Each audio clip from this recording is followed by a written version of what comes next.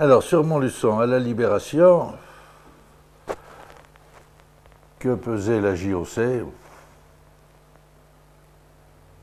Elle pesait ce qu'elle pouvait peser, c'est tout. C'était un tel bouleversement.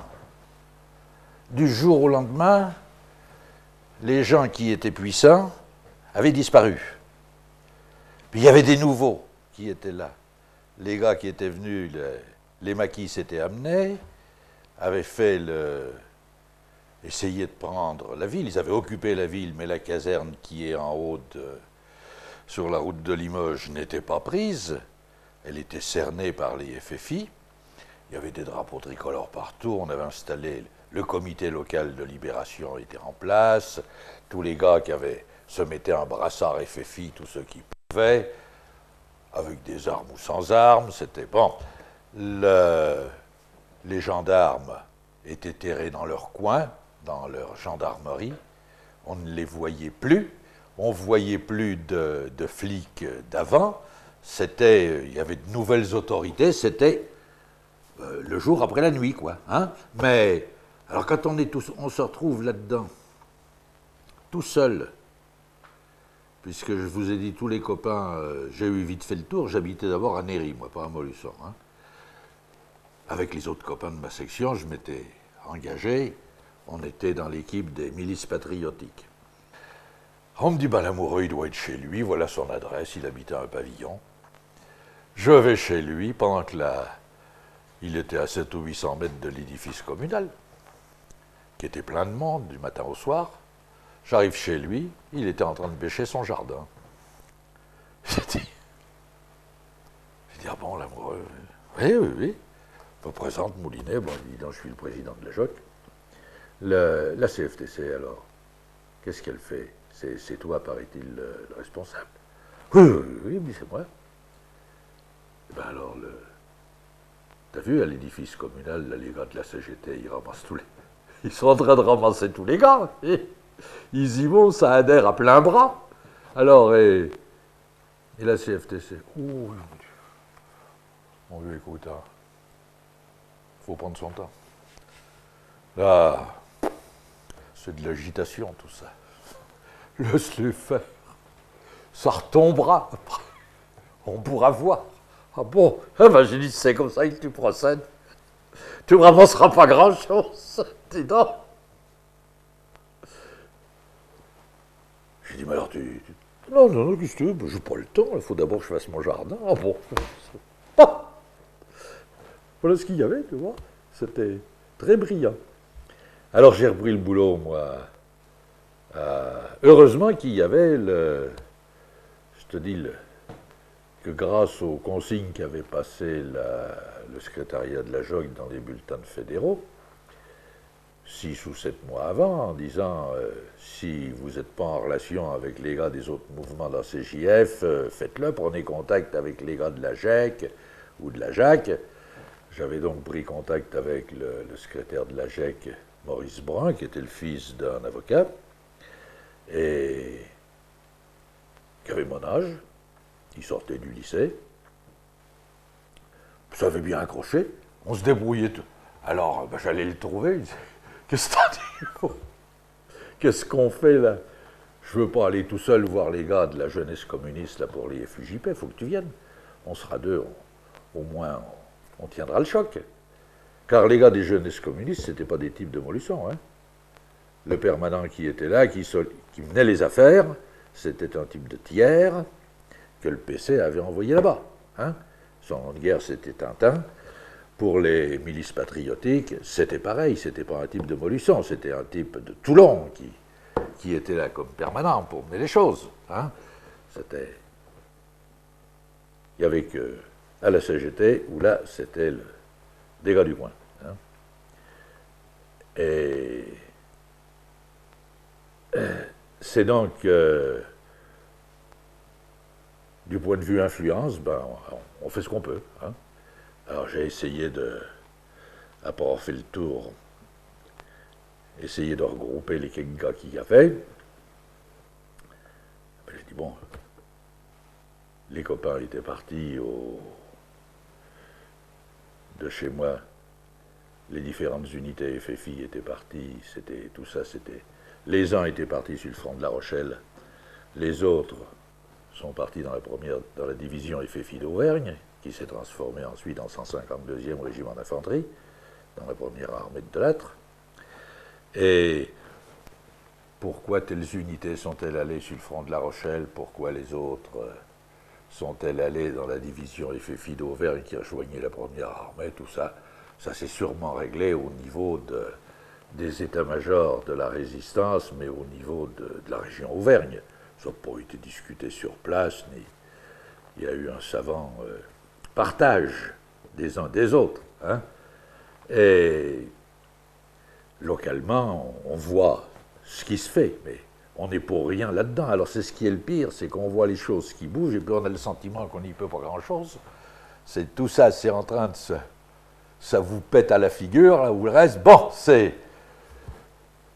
Je me suis à ce moment-là juré que, bon sang, un jour, il faudrait peut-être quand même que, si je pouvais arriver à peser un peu sur les événements, à voir un peu le résultat de ce que je peux faire, ça ne me déplairait pas.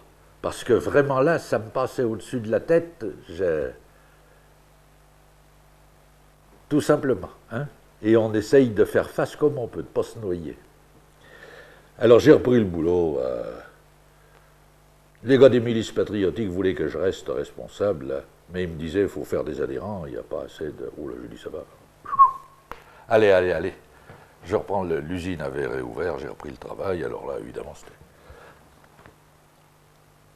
ça allait mieux, mais c'était le travail. Enfin, il y avait quand même les gars des milices patriotiques en armes qui étaient là dans le poste des gardiens, parce que c'était pour éviter qu'il y ait des fascistes camouflés qui viennent essayer de faire un coup de force contre l'entreprise, puisqu'elle travaillait pour la défense nationale, n'est-ce pas? Alors, ils ne s'étaient pas remis à faire des tubes de canon, parce qu'il n'y avait pas encore de commande du ministère de la guerre.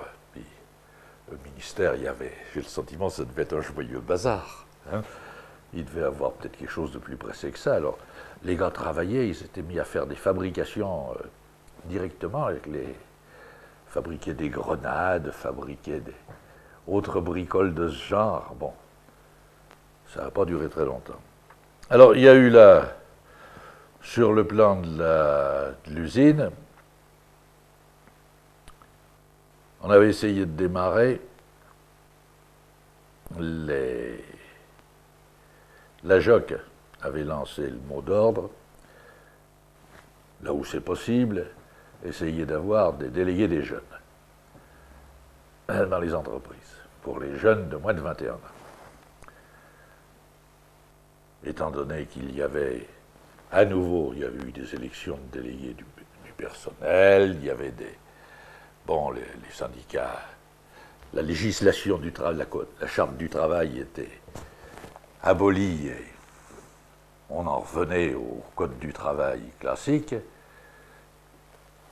C'était une revendication que la JOC avait commencé de lancer avant-guerre, en 1938, sans que ça ait tellement débouché. Alors là, ça a été repris. Alors j'ai lancé l'affaire en mettant dans le panneau syndical qu'on réclamait l'élection des... il y avait en dehors du panneau syndical, il y avait un panneau pour le personnel, où on pouvait mettre des avis, ou des tracts ou autre. Bon. Et j'ai donc mis que la JOC demandait l'instauration de délégués des jeunes, élus par les jeunes travailleurs c'était de moins de 21 ans, je crois, oui. Ça devait être ça. Et le gars de la CGT se sont un petit peu fait tirer l'oreille. C'était là. Il y avait quoi? Il y avait peut-être 10 syndiqués CFTC à la SAGEM à ce moment-là, sur, je ne sais pas, 1500 personnes. Et tout le reste avait sa carte CGT. Et dans le bureau, il y avait un bureau CGT où il y avait 5 ou 6 gars en permanence. Hein. ils étaient délégués ou il y avait des délégués qui étaient là à plein temps, quasiment. Hein. Il n'y avait pas encore de comité d'entreprise. Et s'appliquait toujours en Montluçon parce que, je vous l'ai dit, ce que le comité départemental de libération avait décidé, les comités de gestion tripartites, avec un représentant des ouvriers désignés par la CGT, non pas élus, hein, désignés, un représentant des cadres désigné par l'Union des cadres industriels de la France combattante, et un représentant de la direction, qui n'était pas l'ancien directeur, puisque l'ancien directeur était en camp d'internement en forêt de Troncé, dans l'ancien chantier de jeunesse numéro 1, Maréchal Pétain. Hein. Et donc celui qui le remplaçait, il n'était pas très virulent, d'autant qu'un attelage à 3, il faisait qu'une voix. Hein. Il y avait 2 voix contre. Bon. Et ils ont donc ils ont accepté, et puis les élections ont eu lieu, j'étais candidat, bien évidemment, je n'ai pas été élu. Ils avaient fait un collège employé, un collège ouvrier. Alors chez les ouvriers, j'ai été dégagé, ils ont fait élire pour l'atelier des Tours, où je travaillais, un gars qui avait pris sa carte aux jeunesses communistes 8 jours après la libération, qui était con, comme un balai, vraiment le plus con qu'ils avaient pu trouver. Et c'est lui qui a été élu. Hein. Et puis alors on a eu quand même un gars de la JOC là, qui était syndiqué CFTC, qui était employé. Alors un employé, là, ça allait quoi. Hein. Voilà. Le délégué CGT de mon atelier m'a dit après, 1 an après, j'avais quitté la boîte, j'étais permanent de la JOC, je l'ai trouvé un jour en venant à Montluçon, sur le boulevard, on est allé boire un coup au bistrot, il m'a dit, tu sais, c'est moi qui t'ai fait la saloperie, hein. C'est moi qui suis allé voir tous les jeunes de l'atelier en disant de ne pas voter pour toi, parce qu'il y avait la consigne du parti. Le parti avait dit, on prend tous les sièges, on leur laisse un siège d'employé, là. Hein. Mais il m'a dit, c'était dégueulasse, je sais bien, mais enfin, toi, il dit, je te le dis, c'est moi qui l'ai fait. Bon, j'étais pas fier de moi. Bon. Alors, on a eu début octobre, à la boîte, simplement pour situer comment c'était, le comité d'épuration avait fonctionné dans l'usine, comme ça fonctionnait dans les administrations. Réunion du personnel à 4 heures de l'après-midi, dans le hall numéro 4. C'était des grands halls de 150 mètres de long, hein, avec une galerie sur les côtés et puis au fond. Alors en haut de la galerie, ça faisait une belle tribune. S'installe là, on sortait à 5h30, où ça faisait donc une réunion d'1h30, donc on était payé. Hein. Là, allons-y, tout le monde dans le hall, et arrive, bien entendu, le représentant de la direction qui se met en haut, enfin, les 3 membres du comité de gestion se mettent à la tribune, et puis également l'ancien secrétaire cégétiste d'avant-guerre de la SAGEM, Antoine Vigneault, qui avait été licencié après les grèves du 30 novembre 1938, interné en 1939 comme militant communiste. Hein. Il n'était pourtant pas, il n'avait pas de mandat politique, mais il était secrétaire de l'ULCGT. Et il approuvait le pacte germano-russe, bien sûr. Et il était redevenu, là, secrétaire de l'ULCGT à la Libération. Alors, le comité de gestion a d'abord dit, voilà, le comité d'épuration a terminé ses travaux, voilà les sanctions.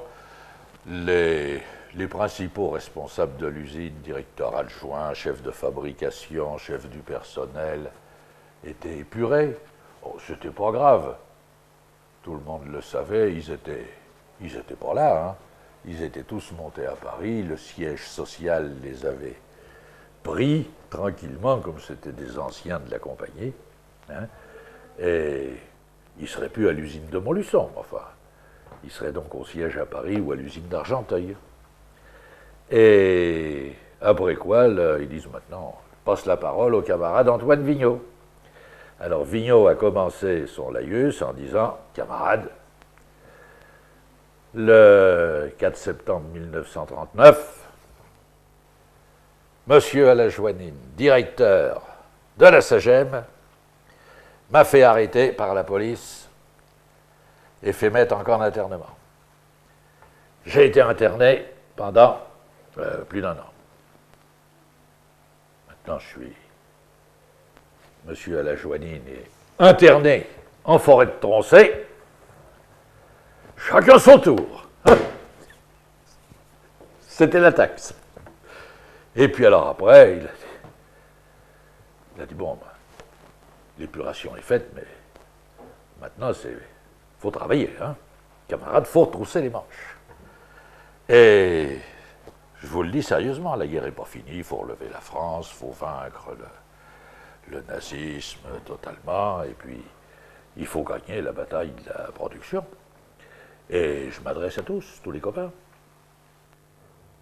La bataille de la production, ça veut dire, il n'est pas question de changer le système, on travaille toujours autant, hein. C'était, on travaillait au boni, hein.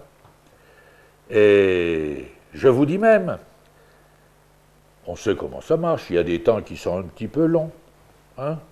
Ça laisse du temps pour faire de la perruque. Plus question de ça, camarades, hein.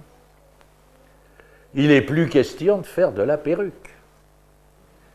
Si un temps a été calculé trop large, vous devez le faire diminuer. Il n'est pas question non plus d'aller, parce qu'on avait les water qui étaient... Il fallait sortir des halls, traverser un grand bout de cour pour aller au water qui était à côté des garages à vélo, planqués derrière des rangées de fusains, là. Et de temps en temps, ma foi, quand il faisait beau, hein, et puis qu'on avait un peu de temps d'avance, ben, d'aller là, on était au moins plus au bruit des machines, on pouvait regarder les nuages ou le soleil, bon, tranquille, on pouvait y rester 10 minutes, hein, bon. Alors il a dit, pas question, hein, pas question de prendre un quart d'heure pour aller faire un tour, là, aux toilettes, hein.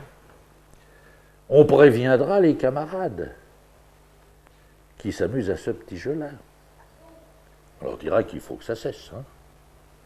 Et si ça ne suffit pas, dans les cahiers, dans les casiers, les panneaux syndicaux, où jusqu'à présent on met vos doléances et vos revendications, on écrira « Un tel est un fainéant, un tel ne veut pas travailler ». Voilà ce que le camarade Vigneault leur a déclaré. Je regardais les gars, on m'a dit non, mais... Ils courbaient le dos. Ils n'ont pas osé gueuler. Ça criait pas. Alors que normalement, il y avait de quoi lui dire, eh oh, ça va, hein? Mais il a fini son laïus là-dessus, hein? On n'a pas chanté l'international après quand même, hein? Mais voilà, c'était.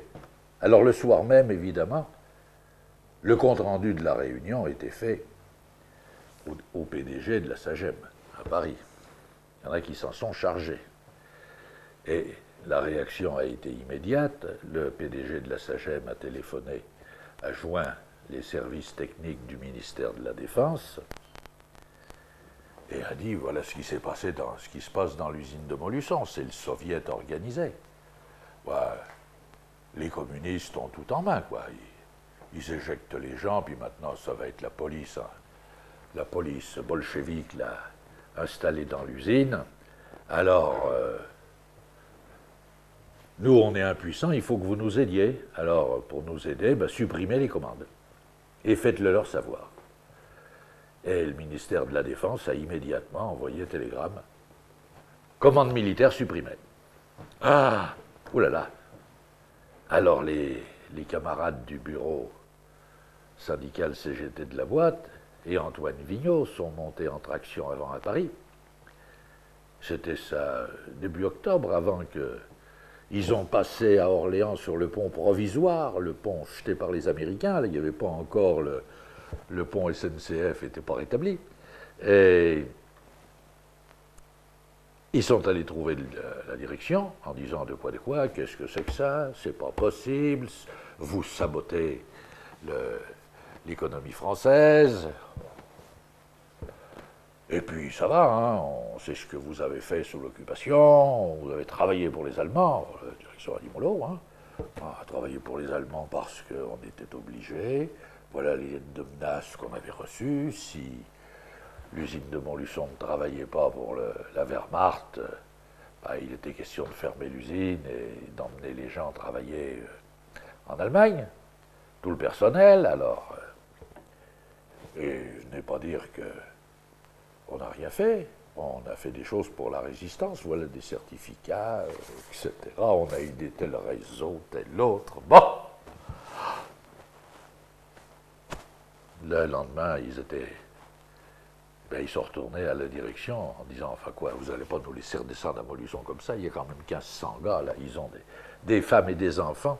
Il faut quand même bien assurer la paye, hein? Faut qu'ils puissent... ils sont prêts à travailler. La direction a dit oui, d'accord, mais c'est nous qui dirigeons. Hein. Il n'y a plus de comité tripartite, c'est fini, plus de comité de gestion. On veut bien laisser le représentant de la direction, celui qui s'est mis volontaire là, comme directeur, mais c'est lui le directeur. Hein. Comité de gestion, walou! Passé permanent, j'avais 19 ans, je n'avais pas encore 20 ans, je les ai eu au mois d'avril. Bon, ça faisait... C'était une promotion sur un plan, disons, je ne veux pas dire social, mais sur un plan, enfin, responsabilité. Hein. Et, bon, ça me paraissait être... puisqu'on me le demandait, on estimait que j'étais capable de le faire, c'est toujours... ça ne se refuse pas. Hein. Quand on vous dit tu peux faire, tu pourrais faire ça. Hein. Et je me suis donc retrouvé permanent de la JOC pour le Massif central, et j'ai fait la connaissance de l'équipe des permanents en me réunissant avec eux. Je ne les connaissais pas auparavant. Les Gabi Desseux, Tabarot de Limoges, je ne l'avais jamais vu, ni les autres. Bon. Ça a été... Alors, je ne vous ai pas parlé là, la semaine dernière des sessions de formation où j'étais allé.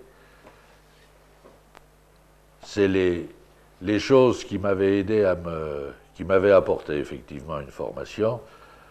Le reste étant la lecture des bulletins de militants et puis les cercles d'études, les réunions de militants qu'on avait toutes les semaines, quoi. Alors, j'étais quand même allé en session de dirigeants fédéraux, en 42 et 44, oui, et puis en session de militants à Moulins, en 43, c'est là où j'avais fait la connaissance de Robert Dumas, en 43, de Clermont-Ferrand. Et alors, ces sessions avaient ça d'intéressant, c'est qu'on voyait du monde d'autres fédérations. Il y avait également des topos qui valaient le coup. Et on faisait aussi connaissance de permanents et dirigeants nationaux qui venaient présenter les différents topos. Hein. Et c'est comme ça que j'ai connu, si bien que les gens de la JOC extérieure à Montluçon que je connaissais, en dehors des 2 ou 3 permanents qui étaient passés en 3 ou 4 ans là, sur la fédération, c'est ceux que j'avais eus au cours des sessions. Comme ça, parce que le rassemblement de Limoges en 42, il y a trop de monde. On voit du monde comme ça de loin, c'est tout. On ne voit pas en chair et en os tellement de gens. Et c'est pratiquement une fois devenu permanent que je me suis aperçu de ce qu'était la JOC et que j'ai appris qu'il existait l'Institut de culture ouvrière qui avait été fait, qui s'était lancé en 1943 pour apporter une formation économique et sociale et également sur le plan politique, mais surtout économique, aux militaires, et qui fonctionnait à Marly-le-Roi. Moi, je ne savais pas que ça existait avant de devenir permanent. De même que c'est là où j'ai appris qu'en région parisienne avait été lancé, toujours en 1943, des groupes d'action au travail, et qui s'étaient même organisés en fédération, les jeunes compagnons du rail pour les jeunes cheminots, les jeunes métallos pour ceux de la métallurgie, les amitiés postières pour les postiers, tout ça devant se regrouper dans la FNJT, la Fédération nationale des jeunes travailleurs. Bon, enfin tout ça, ça faisait un peu la concurrence, si on veut, disons, de l'UJRF, mais sans avoir pris les mêmes moyens de propagande pour le faire. C'était de la joque, disons, plus large, sans étiquette ouvertement chrétienne, dans le milieu de travail, qui a existé quelque temps sur Paris et la région parisienne. En tant que tel, la FNJT a dû être supprimée, je crois, en 1946, et l'action au travail a continué un peu dans la métallurgie parisienne et aux amitiés postières, mais ça n'a pas dépassé ça a dû aller jusqu'en 1948, pas beaucoup plus. Mais il a fallu que je devienne donc permanent pour savoir ça. De même, la place qu'avaient les éditions ouvrières, ou sur le plan de l'édition, ils avaient eu quand même un certain nombre de bouquins qui avaient bien marché. C'était comme toujours, un peu une astuce, mais il y avait eu un bouquin Jeunesse qui chante, un recueil de chants populaires qui s'était fait, dont ils ont dû tirer en 42, 43, je ne sais pas, mais plus d'1 million d'exemplaires. Tous les gars, non seulement les gars qui partaient en Allemagne, ils avaient ça dans la poche au moins pour se rappeler les bouquins, mais c'était facile, petit format comme ça. Là, bon, ça a été copié après par pas mal d'autres éditeurs, mais ils avaient eu l'astuce d'être les premiers à le faire. Et il y avait donc eu, et c'est aussi étant permanent que j'ai su là, ce que le tabac avait fait aux éditions, non pas aux éditions ouvrières, mais le bouquin fait par l'abbé Codin, France Pays de Mission, en 1943, qui avait amené la création du séminaire de la mission de Paris et les prêtres de la mission de Paris. Alors, c'était une chose, dans mon coin de Montluçon, c'est pas une chose dont on parlait, ça. Ça avait ému les milieux catholiques, et plus que catholiques, d'ailleurs, à Paris, mais là, vraiment, c'était... Et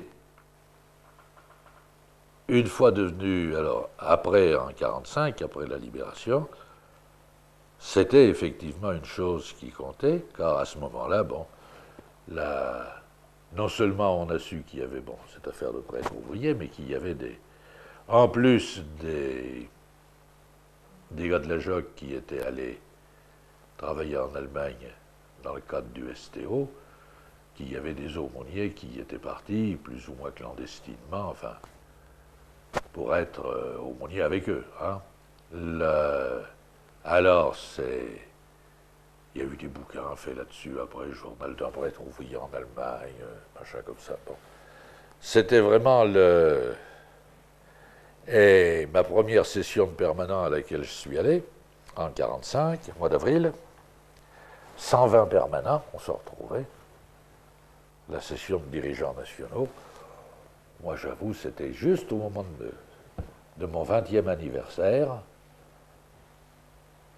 On est là-dedans, un petit bleu, Il y a évidemment les anciens qui se connaissent, hein, mais on était bien sur les 120, une bonne quarantaine qui avions été embauchés depuis la Libération, quoi, hein, entre octobre 44 et février 45. Hein. Alors, ça fait beaucoup de monde et on a le sentiment, et on était pratiquement dans un grand bazar, hein, avec quand même un journal qui était hebdomadaire, la JO, la Jeunesse ouvrière, toutes les semaines sortait.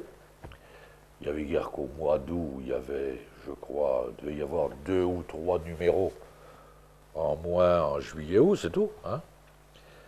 Et la JO a tenu hebdomadaire jusqu'en 49. Hein. Elle se vendait quand même en 45 quand même à 30 000 par semaine. Hein. C'était pas une...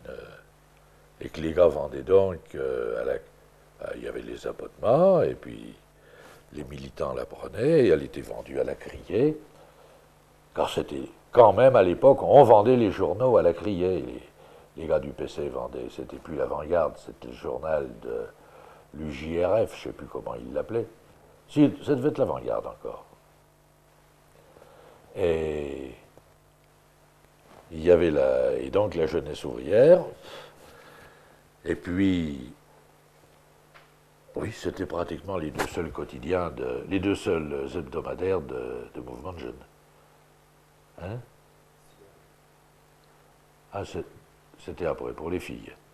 Les filles avaient fait après, en 46, je crois, oui, Sillage en magazine, style, dans le style des magazines féminins, style Marie-France ou Marie-Claire, là, hein, pour jeunes, et qui était très bien fait, et qui se vendait bien. Il était mensuel, lui, hein, mais ça partait bien aussi. Et le rapport avec les aumôniers, quel contact avais-tu avec les aumôniers, quelle place dans les prises de décision de la JOC, et toi particulièrement sur le plan régional, est-ce que ça... Ah ben avec les aumôniers, alors, il y avait un aumônier régional, pendant un temps c'était Desseux, après ça a été un petit peu Moyard de Limoges, et puis ça a été après Mazier, du Cantal.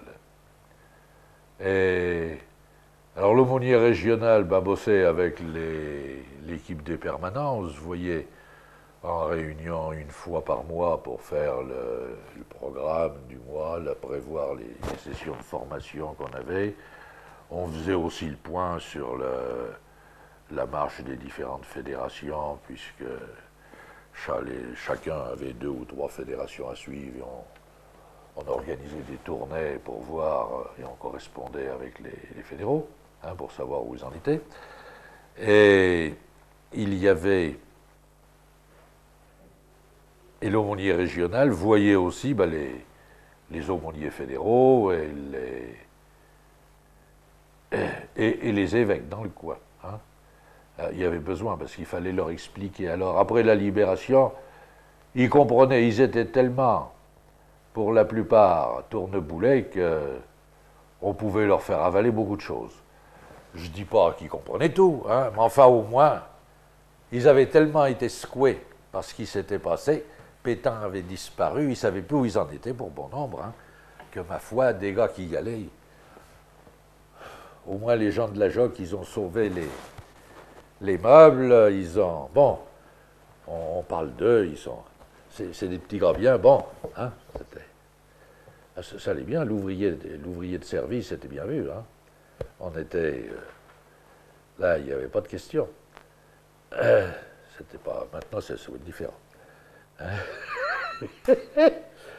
Mais alors, il ne faut quand même pas oublier qu'après la Libération, il y a eu 3 évêques qui ont été éjectés, hein, à la Libération. Bidault avait dit à De Gaulle, lorsqu'il est devenu ministre des Affaires étrangères, « Vous inquiétez pas, je m'en charge, j'ai fait une liste, il voulait en faire éjecter, je crois, au moins 18, 18 ou 20, quelque chose comme ça. Et je connais le Vatican et compagnie, j'y arriverai, ça, pas de problème. Il en a fait. Il n'en a pas fait éjecter un seul. Les 3 seuls qui sont partis, c'est parce que des militants de la JOC et surtout des anciens de la JOC ont été leur dire foutez le camp. Ça a été le cas de celui d'Aix-en-Provence. À Aix-en-Provence, c'est Garelli, l'ancien président fédéral de la JOC, qui était à l'époque président du MPF, du Mouvement populaire des familles, de là-bas, qui est allé trouver l'archevêque juste au moment de la libération, enfin quand les troupes françaises ont commencé d'attaquer Marseille, il est allé le voir, l'archevêque lui a dit alors qu'est-ce que... Mais venez, bien sûr. Mais alors le Garelli qui est allé, il a dit vous savez les travailleurs sont prêts, ils vont se battre, etc. pour la libération du pays, vous avez vu à Marseille, ça y est on y va. Et alors bon, et alors et la situation, et qu'est-ce que ils pensent les travailleurs, et Garelli lui a dit les travailleurs ils pensent que vous devriez foutre le camp. Que ça vaudrait beaucoup mieux. Sans ça, ils vont s'en charger. Ben, l'autre, il a dit bon, ça va. Vraiment, c'en est là. Oui, mais je sais pas. Il a signé sa démission, puis il est allé. Dans le Pas-de-Calais, ça a été la même. L'évêque d'Arras est parti de la même façon. Sans ça, je crois qu'il ne serait pas parti, si on ne les avait pas un petit peu poussés. Alors c'est dommage que les gars n'en aient pas poussé un peu plus. D'autres, voilà. À 19 ans, c'est trop jeune, on peut quand même pas, on se permet pour ça. Non, puis l'évêque, il était à Moulins, il n'était pas à Montluçon. Il est toujours à Moulins. Et alors, avec les aumôniers, donc, voilà un peu en gros. Alors, si bien qu'avec les aumôniers, il y avait un travail qui était quand même très... de collaboration très suivi, et plus qu'amical. Je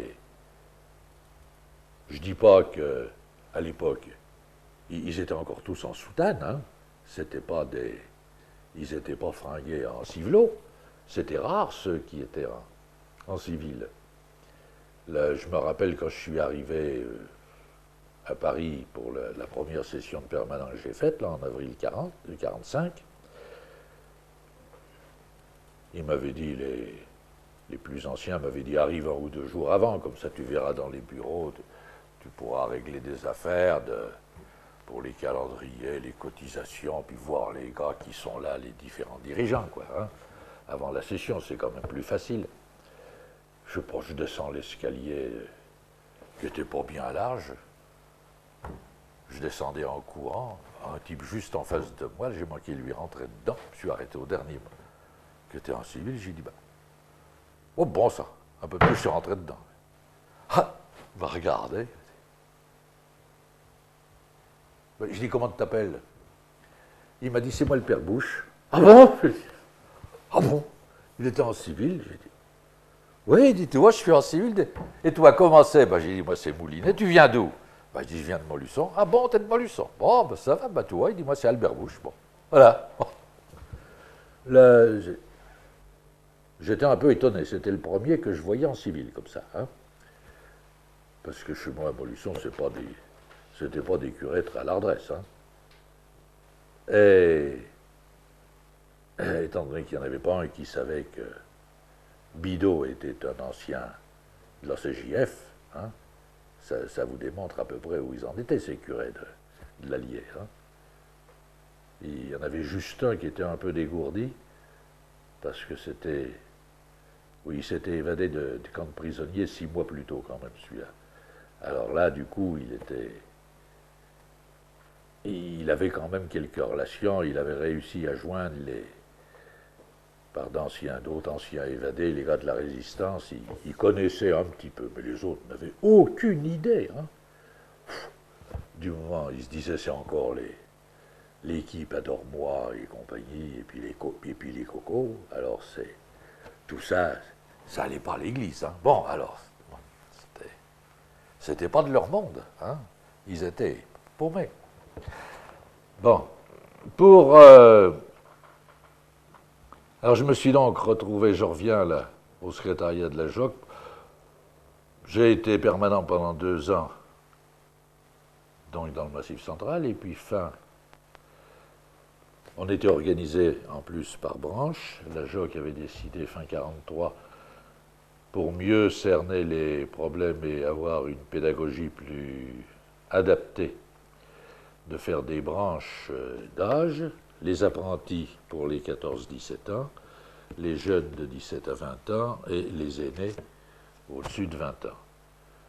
Et les aînés, après 45, se retrouvaient donc là-dedans, aussi bien les anciens qui venaient de démobilisés de la première armée ou des unités là, sur les poches de l'Atlantique, que ceux qui revenaient du STO ou de captivité, hein, mêlés avec ceux qui venaient d'avoir leurs 20 ans. Hein. C'était donc, là, pratiquement, la branche aînée était déjà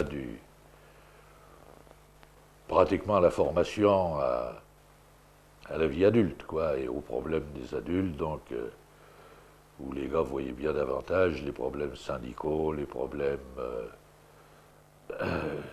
en plus des syndicats, les questions de sécurité sociale qui se posaient à ce moment-là, création de la Sécu, comment, etc., hein, plus que chez les jeunes ou les arpètes. Hein. Alors, moi, il m'avait mis à la branche apprenti en disant, tu peux, bon, très bien, t'es permanent apprenti. Il y avait donc des sessions de militants pour les apprentis, pour les jeunes et pour les aînés qu'il fallait organiser, mener et compagnie. Et fin 46, oui, il était 46, il m'avait demandé, en plus le responsable de la branche apprenti, Pierre Soutrenant, m'avait demandé de lui donner un coup de main pour la rédaction du bulletin Jeune Chef, là, le bulletin des apprentis, des militants apprentis. Alors, une fois par mois, il fallait monter, c'était pas mal, parce que ça m'a appris comme ça à faire de la mise en page d'un bulletin, et puis à rédiger des articles, ou les bouts d'articles qui manquaient, bon, etc. Et, tu étais à l'aise pour ça, pour rédiger des articles, tu étais à l'aise d'emblée, ou c'est quelque chose qu'il a fallu apprendre? Ça allait, avec la difficulté que j'ai toujours été trop sec. J'arrivais pas, autant quand je parle, j'en raconte et j'en raconte, autant quand il faut écrire, ben j'ai toujours tendance à trop condenser. Et ça, c'est dès l'école primaire. Le directeur d'école m'avait toujours dit, pourquoi faudrait que tu en mettes plus long, bon sang, c'est bref ce que tu mets, c'est bon. J'ai toujours eu cette difficulté. Et fin octobre, eh ben, ma foi, ils m'ont proposé de devenir trésorier. Le trésorier national de l'époque, qui était Paul Butet, qui avait été arrêté sous l'occupation, déporté à Buchenwald et Dora, qui s'en était sorti heureusement, elle me prend là, un jour où j'étais monté, il me dit, il faut que je te parle, dis donc, on est début novembre, je m'en vais, je reprends le travail le 1er janvier, enfin le 2 janvier, à la SNCF. Alors, ben, il faut un trésorier pour me remplacer. On a regardé, on a cherché. Veux-tu l'être? Tu dois pouvoir faire l'affaire. Le trésorier. Ben, tu connais pas un peu la comptabilité? Non, je connais pas. Je suis pas comptable, je suis tourneur. Métier, je n'ai pas appris là. Oh, ben tu dis, mais. Je sais compter, oui. Bon, mais c'est tout, quoi. Oh, ben tu t'y mettras, quoi. Allez. Bon. Alors, ben, arrange-toi pour revenir, hein. Viens le plus tôt que tu peux, parce qu'il faut quand même que je te mette au courant. Moi, je te dis, le 2 janvier, je suis au boulot. Bon, alors, j'ai réglé les affaires le mieux que j'ai pu. Et puis, le 10 décembre, je suis monté. Il m'a mis au courant pendant 3 semaines. En me disant, tiens, écoute, il y a des problèmes là. On avait des difficultés financières. Bon, enfin, on a quand même réduit un peu les dépenses. ça doit coller, voilà le budget, voilà mes prévisions de recettes, les dépenses. Tu t'arranges, fais attention quand même, on a emprunté de l'argent là pour imprimer le calendrier.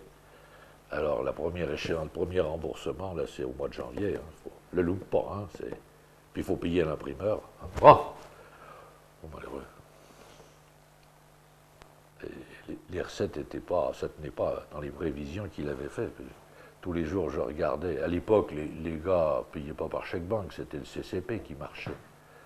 Chacun avait un compte chèque postal. Hein. Je regardais les chèques postaux. Oh.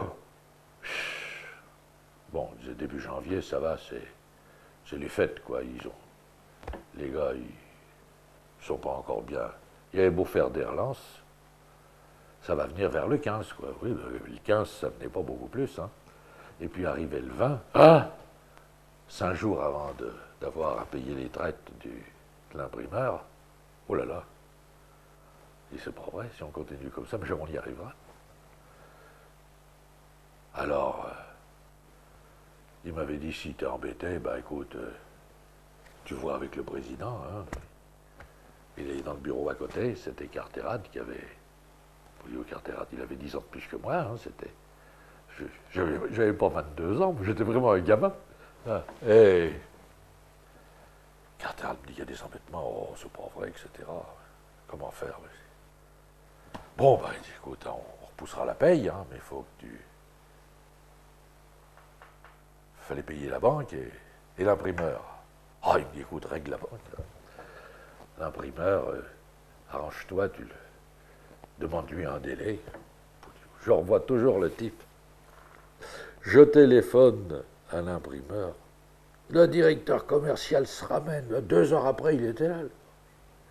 C'est un homme qui avait la soixantaine, un grand bonhomme, qui m'a dit, je dis oui, je suis le nouveau trésorier. Et qu'est-ce qu'il y a alors? Il y a un problème? Ben oui, je suis. On ne peut pas vous payer. Comme? C'est dans 3 jours l'échéance, alors. Nous, on attend après. Il faut bien qu'on paye notre personnel. Ils avaient 600 gars dans la boîte. C'était une boîte du 20e, l'imprimerie Deschaux, elle n'existe plus, comme toutes les imprimeries parisiennes, c'est parti en banlieue, ça. Hein. Et il m'a dit, mais vous êtes quoi? Ben, je dis, je suis arrivé trésorier, je suis là depuis 1 mois et demi. Depuis même pas, depuis 3 semaines. Ah bon? Bon. Ouais. Vous y êtes pour rien, je ne peux pas vous engueuler. Oui, j'en ai vu. Hein. L'explication, elle était simple. Hein. Le copain, il avait été trop optimiste quant au nombre de calendriers vendus. Les calendriers avaient été expédiés dans les fédérations, mais ça avait moins vendu que l'année d'avant. Hein. Et il avait dû compter 500 000 de vendus.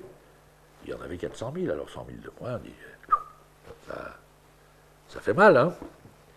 Alors, il a fallu pratiquement licencier la moitié du personnel. Il y avait 30 employés, on en a gardé 15. Sur les 75 permanents qu'il y avait, on en a gardé 50. Et en disant, sur les 50, il y en a une quinzaine que les provinces se payent. Trouvez de l'argent sur place, les gars, pour vous débrouiller. Hein. Bon. Et... Alors, j'ai appris la comptabilité, là. Ah oui, oui, parce qu'il y a eu un copain dont le... C'est marrant comment ça s'est passé. Il s'est avéré pratiquement qu'aucun n'était comptable dans cette équipe de permanents. Et la femme qui était à la comptabilité, ça arrive dans des administrations, mais là, c'était arrivé. C'était une brave personne qui avait été employée avant-guerre pour tenir les comptes d'épargne, les gars qui avaient épargné sou par sou pour aller au pèlerinage de Rome. Hein. Enfin, c'est de la petite histoire, mais qui explique comment il y a des conneries qui se font dans des organisations. Et elle avait... on avait embauché cette femme, elle notait les versements qui arrivaient, quoi, hein, les uns en dessous des autres, et puis ça faisait temps, il y avait une addition, c'était réglé. Cette femme était veuve, elle n'avait pas d'enfant, Alors en 40, elle était restée au service là, de l'épargne, hein, pèlerinage de Rome. Bon. Quand il y a eu la débâcle en 40, celle qui était comptable, ah ben, elle dit, moi je pars avec mes gamins, je peux pas. Tandis que l'autre a dit, ben, le secrétariat s'en va, moi je veux bien partir avec, hein, si ça peut vous rendre service. Et elle avait suivi le camion qu'emmenaient les quelques dirigeants de la JOC et le père Guérin, et puis 2 ou 3 employés, dont elle. Hein. Et elle avait été pendant toute la guerre comme ça à Lyon, puis elle était remontée à Paris. Et du coup, ben, elle était devenue comptable. Mais elle connaissait toujours pas la comptabilité, elle mettait toutes les recettes comme ça les unes sous les autres, hein, puis les dépenses de l'autre côté. Alors comme ils avaient emprunté de l'argent, ben, c'était de l'argent qui était rentré, hein. Elle avait mis ça dans les recettes, hein, nulle part. Il y avait dans ses comptes qu'il y avait un emprunt à rembourser. Fort heureusement, il y avait quand même un copain là, dont le père était expert comptable, et qui a fini par dire, mais écoute, je pourrais peut-être demander à mon père de venir voir. Après, il dit, amène-le, bon sang qui. Alors cet homme est venu, et puis m'a expliqué ce qu'était la comptabilité en partie double, hein, et puis il est venu voir, et il m'a dit, comment c'est? Il a regardé, il m'a dit, bah, écoutez, hein, non, excusez-moi, mais votre comptable, elle est trop âgée, là. Elle n'y comprend rien, et elle ne comprendra rien. J'ai essayé de lui expliquer, mais vraiment, non, ça, vous êtes obligé de trouver quelqu'un d'autre. Hein. Trouver un jeune, je le formerai au besoin s'il ne connaît pas. Hein. Mais elle, non, mettez-la à autre chose. Hein, mais la laissez pas là. Bon, charmant. Hein. Comme on ne savait pas où la mettre, qu'il y avait déjà trop de monde, il a fallu la licencier. Bon. Elle avait 55 ans, cette femme. Oh bon ça. Moi, j'en avais 22. Elle s'est retenue. Hein. Moi, je la voyais devant moi, elle était prête à me mettre sa main dans la figure. Hein. Elle n'a pas osé, mais je crois que si elle l'avait fait, je me serais dit. Mais je voulais faire. Je n'avais pas souhaité le faire, moi. J'aurais préféré que ce soit des dirigeants plus âgés que moi qui le fassent. Mais quand il y a des corvées comme ça à faire, hein, il n'y a pas beaucoup de volontaires. Bon, j'avais compris ce jour-là. Hein. Et alors on a embauché un jeune, bon, que l'expert comptable a formé. Et puis il y a eu un autre, celui qui m'a appris à faire des prévisions financières, et bien ça a été un type qui était dans le business, un juge du tribunal de commerce, tiens, que Bush m'a fait connaître, et qui m'a expliqué comment il fallait faire. Bon, voilà. Alors j'ai appris, là, sur le tas, la comptabilité, 2, comment il fallait faire des prévisions financières, tenir un budget, et tenir ses prévisions, etc. Voilà. Ça m'a servi après, hein, en d'autres lieux. Quand j'ai quitté le secrétariat de la JOC, je m'étais fait une réputation de bon financier, c'est pour ça que je suis allé à la FLEC, Fédération Loisirs et Culture Cinématographique, non pas parce que je m'y connaissais en cinéma, j'étais un simple spectateur de cinéma, mais parce qu'il n'y avait plus de sous dans cette association et qu'il fallait remettre les finances en ordre. C'était pour ça que j'y allais. J'étais sollicité. Bon. Et je suis devenu secrétaire général de cette fédération comme ça. Quand au bout d'un an, évidemment, la situation financière était assainie, les gars qui avant n'étaient pas capables de faire tourner la boutique se sont repris du poil de bête et ont dit mais il faut connaître le langage cinématographique, etc. Et avoir une culture beaucoup plus vaste. Ah! Bon, ça va. Et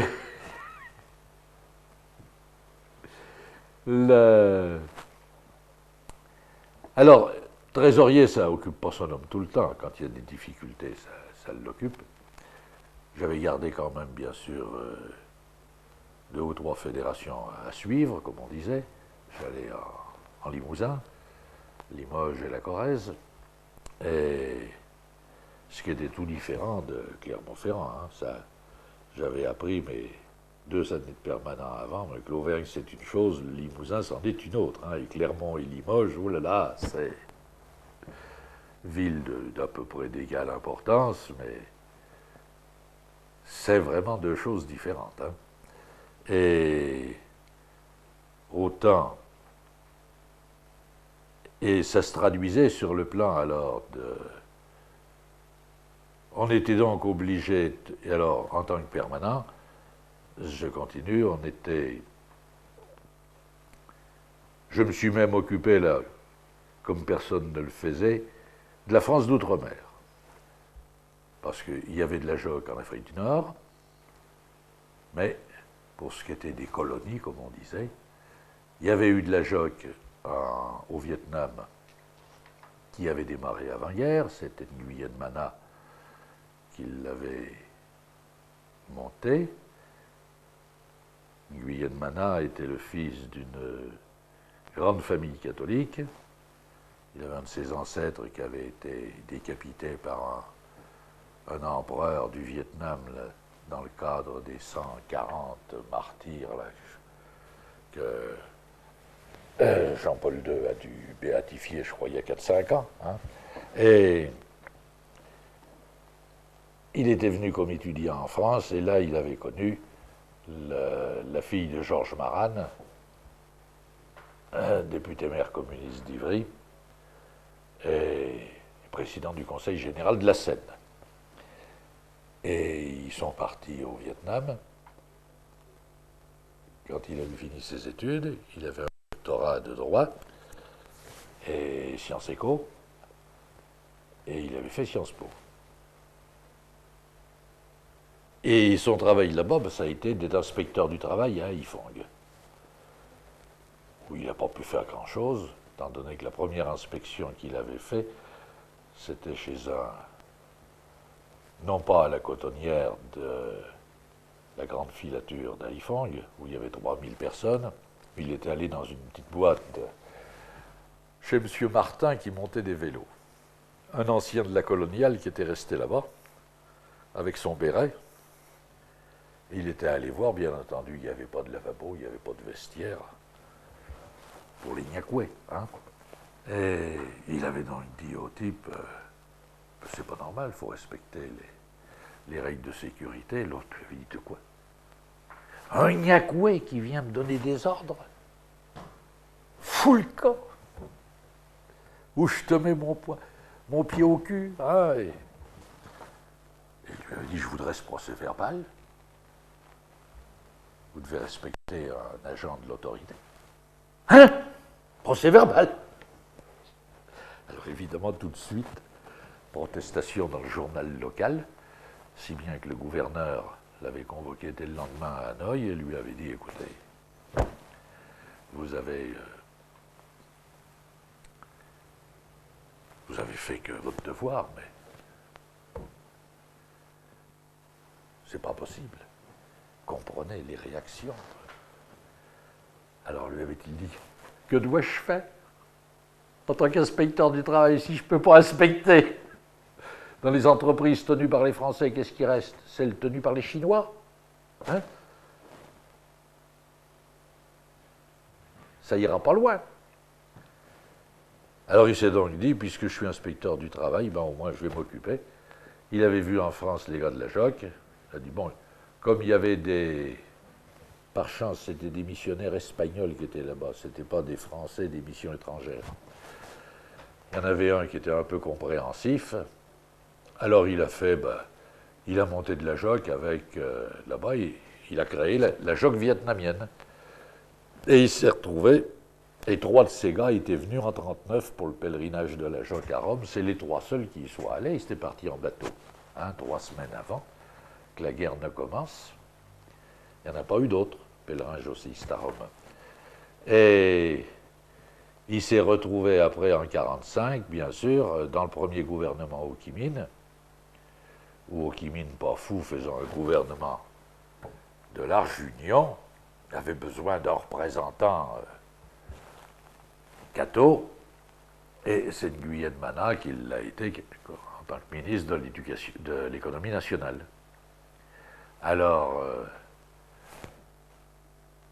il était venu après à la conférence de Fontainebleau en 1946, et puis lorsque la guerre a commencé, comme il avait déjà 3 gosses, Ho Chi Minh lui a dit: on ne demande pas de venir au maquis, va, tu peux. Reste avec ta femme et tes gamins à Hanoï. Et il s'est reconverti en libraire. Il est resté là-bas jusqu'à ce que, en 1951, Delattre arrivant, a dit je veux des arrières sûrs, et tous les éléments douteux, on s'en débarrasse, si bien que, hop, Nguyen Mana, avec femme et gamins, dans un avion, direction la France. Où logerons-nous? Bon, Delattre avait dit: le beau-père les logera bien. Et il était logé aux HLM Staline, à Ivry. Je voulais. Ah. Alors, il n'y avait donc plus de. En dehors du Vietnam, la JOC, il n'y avait pas de JOC dans le reste de l'Union française, même pas aux Antilles. Il y avait quelques essais. Alors, je me suis occupé de relancer tout ça par courrier, comme un ballot. On n'avait pas de sous, hein, mais j'ai même pas trouvé moyen de faire un voyage. C'est bien dommage. J'avais trouvé J'ai réussi à faire un voyage sans que ça ne nous coûte rien à Gaby Jallet, qui a été le premier permanent qu'on a envoyé en Afrique noire. J'ai manqué de culot, j'aurais dû demander 2 billets puis aller avec lui. Mais enfin, tant pis, hein. C'est trop tard, ça. Si bien que je ne connais pas l'Afrique noire. Bon. Alors,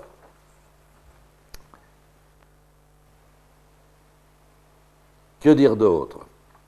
Alors, le temps aussi où on était permanent, de la JOC à Paris, c'était quand même toute cette époque de 40. Donc, je suis arrivé le 1er janvier 1947, j'y étais jusqu'en 1951. C'est donc le début de la guerre froide. Et bon, les grèves de 1947 d'abord, les grèves de 1948 des mineurs, et tout ça jusqu'à le début de la guerre de Corée. Début de la guerre de Corée. Pendant toute cette période, on était donc obligé de suivre, d'une part, il fallait bien tenir compte de la situation. Alors, qu'est-ce qu'on a fait? La JOC a quand même, en 1947, oui, on a décroché la 3e et 4e semaine de congé payé pour les jeunes. Hein. On avait fait campagne. Bon, c'est bien que c'était réclamé par ailleurs, mais on a obtenu, la 3e semaine, c'était en route, on a obtenu la 4e pour les plus jeunes, à force d'insister. Ça ne coûtait pas trop cher au patron, pour les 14-18 ans, c'était... Mais ça, on l'a décroché. On avait fait toute l'année campagne sur la santé, et ça s'est conclu avec ça. Par contre, alors,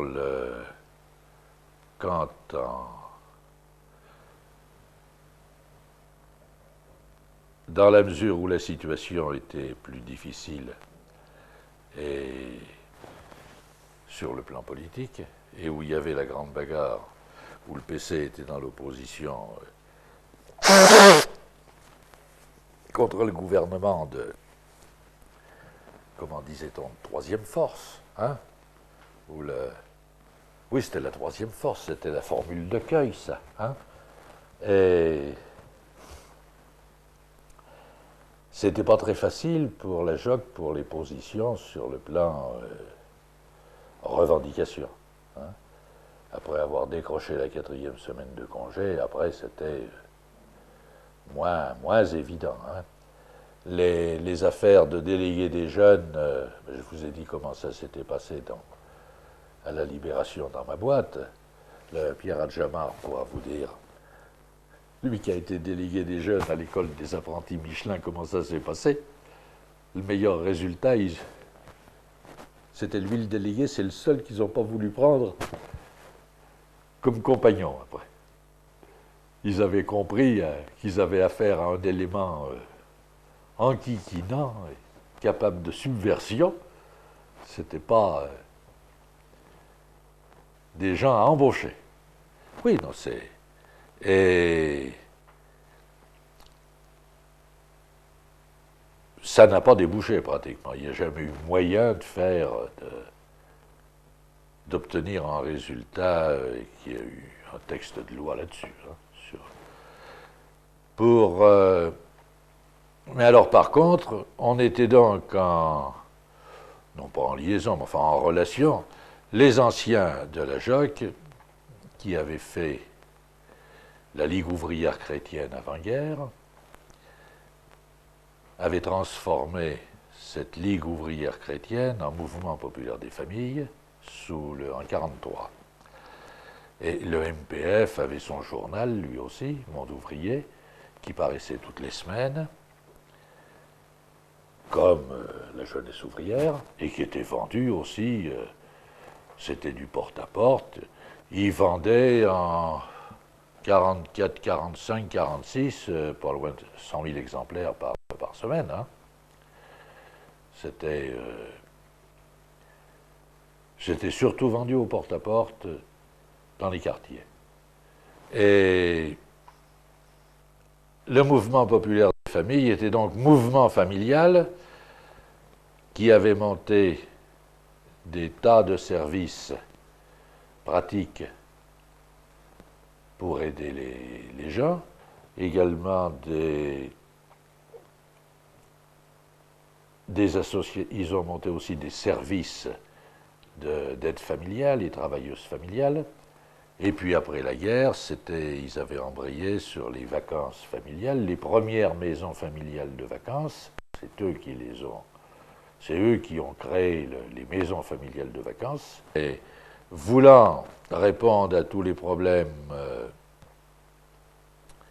de la vie ouvrière, ils se sont trouvés coincés assez vite dans l'action. Et ils se sont retrouvés coincés, tout d'abord vis-à-vis des organisations syndicales, lorsqu'il y a eu les premières élections des administrateurs des caisses de sécurité sociale et d'allocation familiale, le MPF a dit Mouvement populaire des familles, nous présentons des candidats pour les caisses d'allocation familiale. Hein? Les organisations syndicales n'appréciaient pas beaucoup. Hein? Et puis ils ont dit mais on présente aussi pour les caisses de sécurité sociale, là, puisque ça dépend maladie, retraite, accident du travail, ça concerne aussi les familles ouvrières. Bon. Ils se sont donc retrouvés en concurrence avec les syndicats. Bon. Ce qui a posé le problème aussitôt pour les militants de la JOC et les anciens militants, pour qui on vote. Hein, c'est pour la liste syndicale ou c'est pour la liste du MPF. Hein? Et il faut bien dire que ça a été le choix a été le syndicat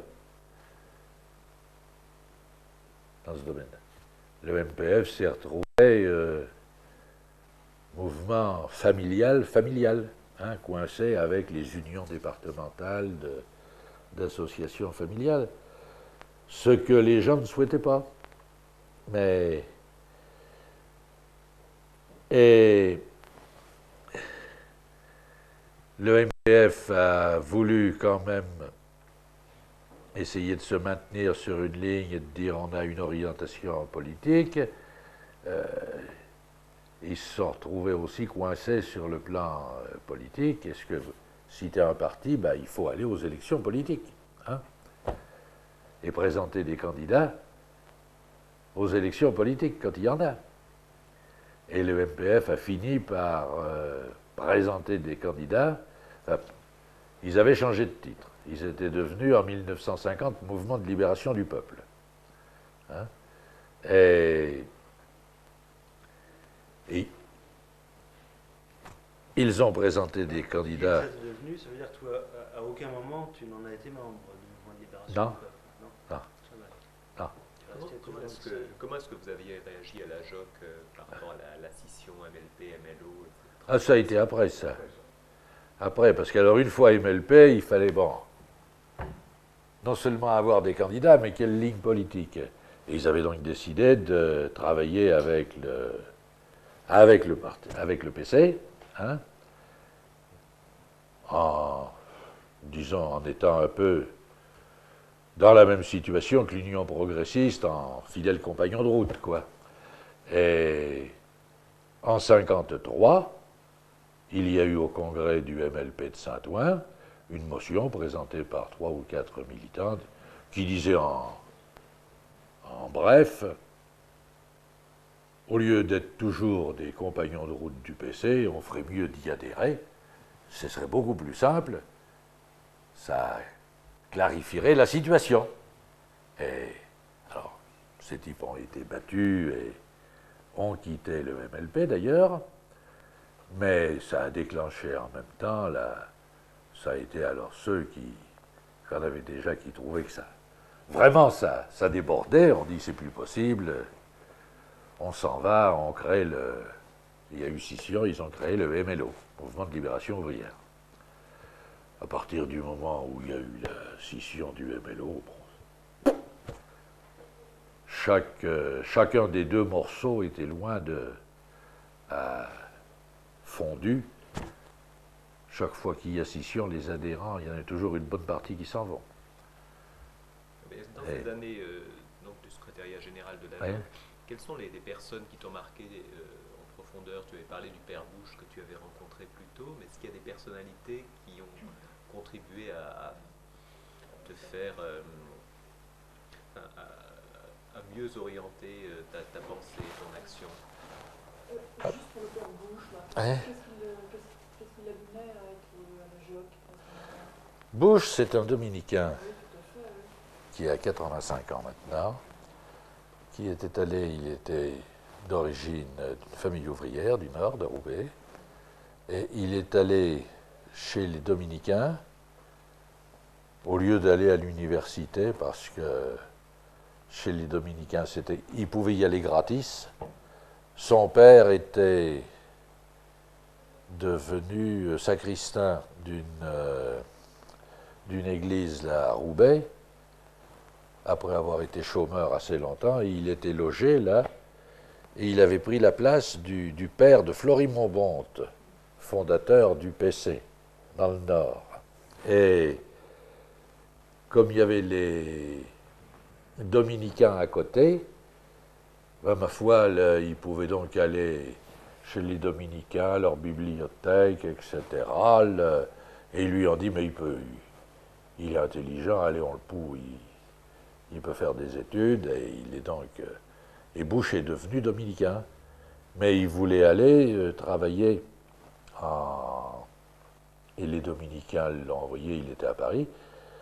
Après, il voulait aller travailler en usine, en 1935, mais ou 1934, et son supérieur lui a dit non, pas d'histoire,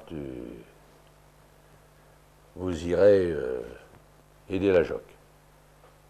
Ben, vous vous occupez j'irai vous occuper des jeunes travailleurs, là. Et il était devenu aumônier de la JOC pour la rive gauche de Paris. Et banlieue également, hein, la rive gauche du département de la Seine, quoi. Il a continué à être aumônier de la JOC pendant longtemps, alors? Il l'a été jusqu'en 50. Et de 40 à 44, c'est Bush qui a été l'aumônier de la JOC pour la zone nord, parce qu'en 40, c'est lui, après s'être évadé des mains de l'armée allemande, il s'est amené au secrétariat de la JOC, il était le premier, il l'a réouvert, il n'y avait que le concierge qui était resté. Hein? Et il a dit, je suis là, et puis il était allé trouver le cardinal Suard, qui lui a dit, très bien, vous êtes là, ça va, je vous fais confiance, fonctionnez, s'il y a des problèmes, je vous couvre. hein. Et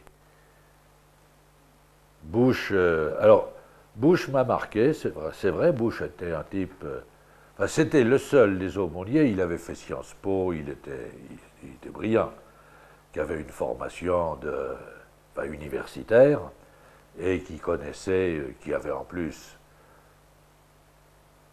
beaucoup de relations, de gens qu'il avait connus à Sciences Po, qui étaient devenus aussi bien dans le business que dans l'université, etc. Il connaissait du monde. Et c'était vraiment un bonhomme qui vous ouvrait des horizons. Hein.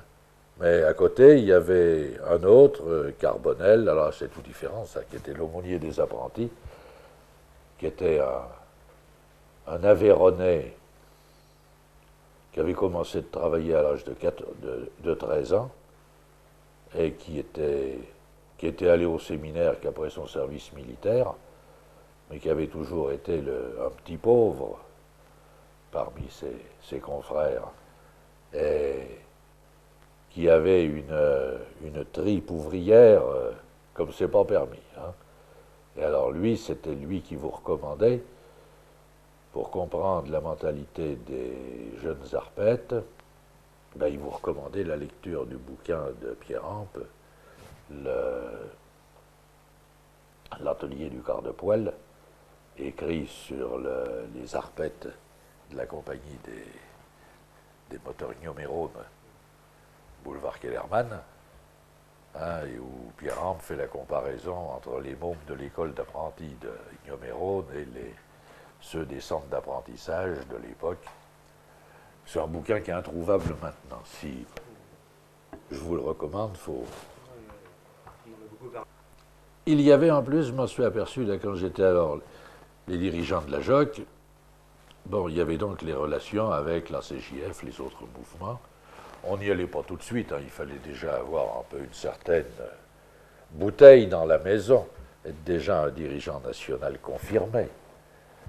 Quand on est bleu, il faut faire ses classes quand même, hein, là, avant d'aller dedans. Et il y avait en plus, 5 ou 6 fois par an, au secrétariat de la JOC, des réunions où se retrouvaient les dirigeants de la JOC, enfin ceux qui étaient à Paris, au secrétariat national, avec les dirigeants du MPF, les dirigeants de la CFTC minoritaire. Au départ, c'était Le Bescon et Espéré, anciens dirigeants de la JOC d'avant-guerre, anciens fédéraux au moins, et qui avaient été après à l'Institut de culture ouvrière en 1943. Ils étaient passés au service formation de la CFTC. Hein. Alors ils venaient, et puis non pas les grands responsables du MRP, mais au moins les gars de l'aile gauche du MRP, comme André Denis, hein, qui venaient avec des fois un ancien de la CJF comme Simonet, ou qui venait aussi. Et tout ça était pour faire le point de la situation, comment les uns et les autres voyaient la situation aussi bien économique que politique, et s'informaient de ce que les uns et les autres faisaient. Quand c'était André Denis qui venait pour le MRP, enfin le MRP en tant que tel venait pas, parce que ça ne l'intéressait pas. Le MRP était représenté au gouvernement, hein, et avait même épisodiquement le Premier ministre, et quand c'était... donc ils se sentaient gênés parce que les gens du MRP étaient vilipendés par aussi bien les gens du MPF que les syndicalistes, hein, et qui estimaient que c'était pas la révolution par la loi qu'on faisait, hein, que c'était même plus de la réforme, c'était là. On faisait pas grand-chose, c'était le meilleur rempart des profiteurs, hein, comme disaient les gars du PC. Espérer, c'était la première réunion où j'allais.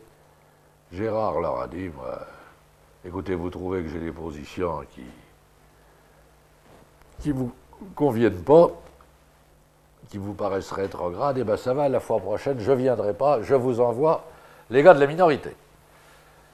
Et effectivement, la fois d'après, sont venus Vigneault, Hennebique, Savouillant, il n'y avait pas espéré.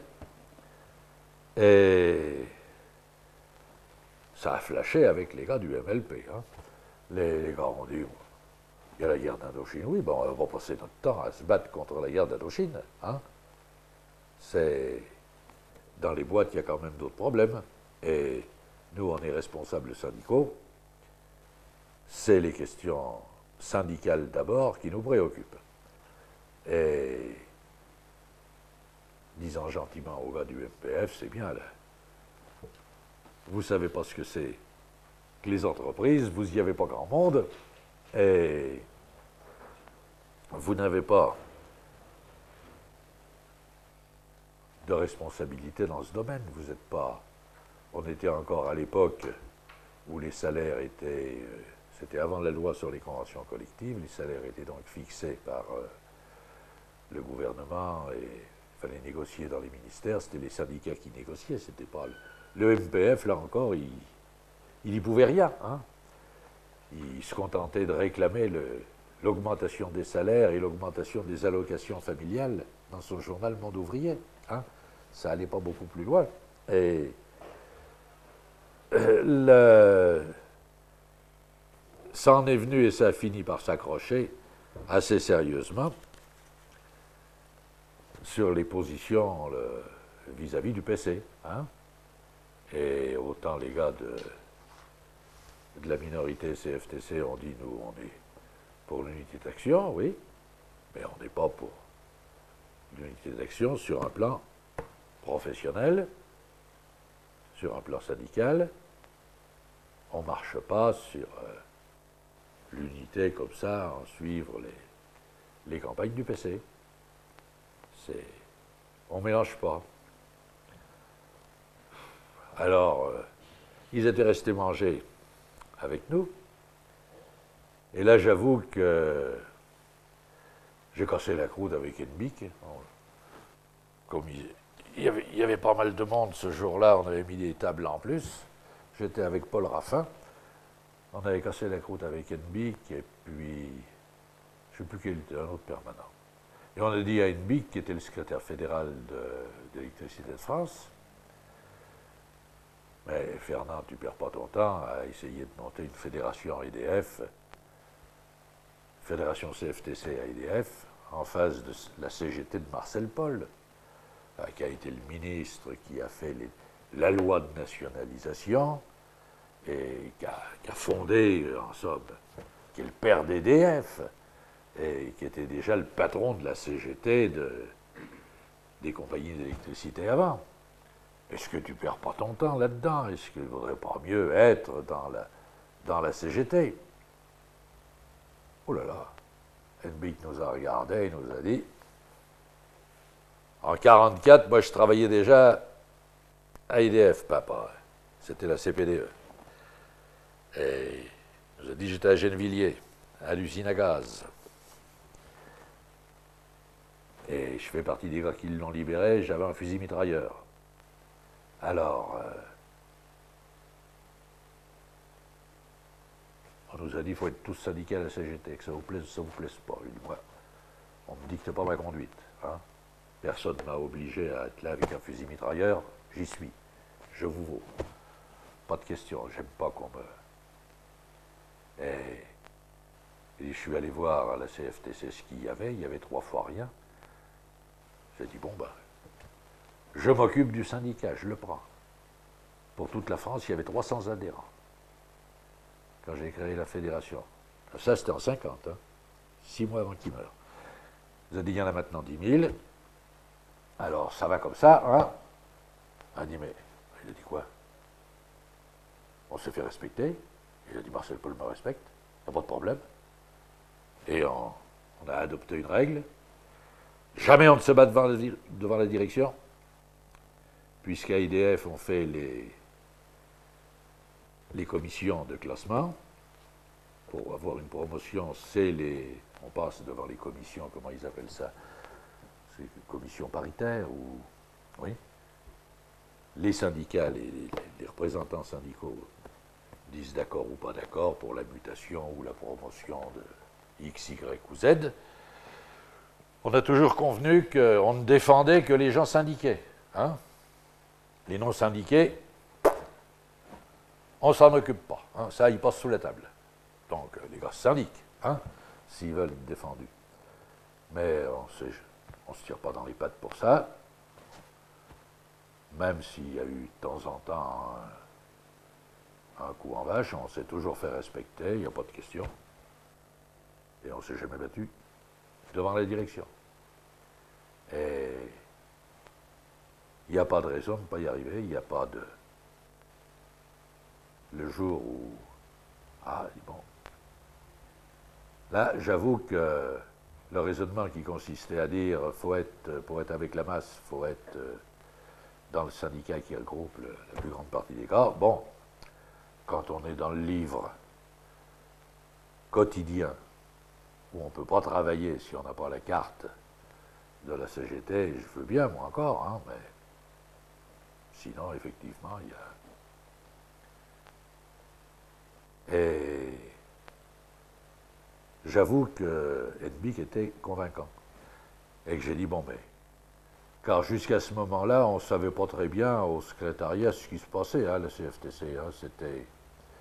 On voyait beaucoup plus les gens du MPF, qui étaient plus proches. Et à partir du moment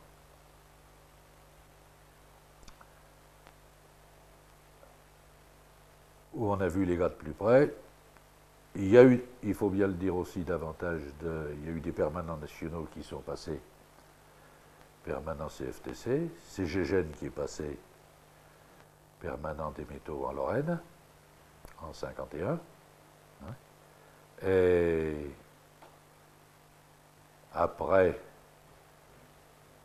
il y en a eu, ça en a entraîné d'autres.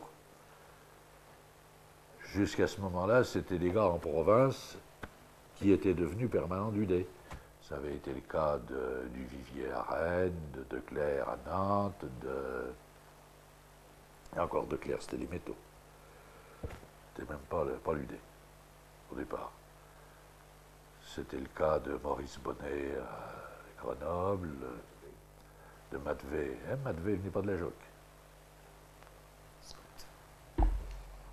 C'était le cas de Planck à Saint-Étienne, à Clermont-Ferrand. Enfin, mais il n'y en avait pas tellement à Paris. Alors, à partir du moment où il y en a eu, et où effectivement la minorité s'est affirmée, et où ça a éclaté au grand jour, les bagarres, où la presse s'est mise à parler des congrès confédéraux CFTC, où la minorité se battait contre la majorité, là, ça a attiré davantage les gars de la Joc. D'autant que c'était l'époque où, en même temps, le MLP se coupait en deux, il y avait la scission MLO, donc à partir du moment où il y a eu la scission du MLP, c'est resté un petit machin, le MLP, le MLO n'a jamais débouché non plus. Alors ça s'est réduit après à des associations familiales, que ce soit les APF ou la CSF, qui ont fait un certain travail, mais enfin, ça a été plus pour un travail un peu technique, calculer quel était le prix de la rentrée pour l'entrée en sixième, combien ça coûtait aux familles à la rentrée scolaire, hein, ou les services d'aide familiale, ce genre de choses-là. Mais c'est fini la tentative du grand mouvement qui veut embrasser toute la vie ouvrière et jouer un peu le même rôle que le PC, sans être le PC.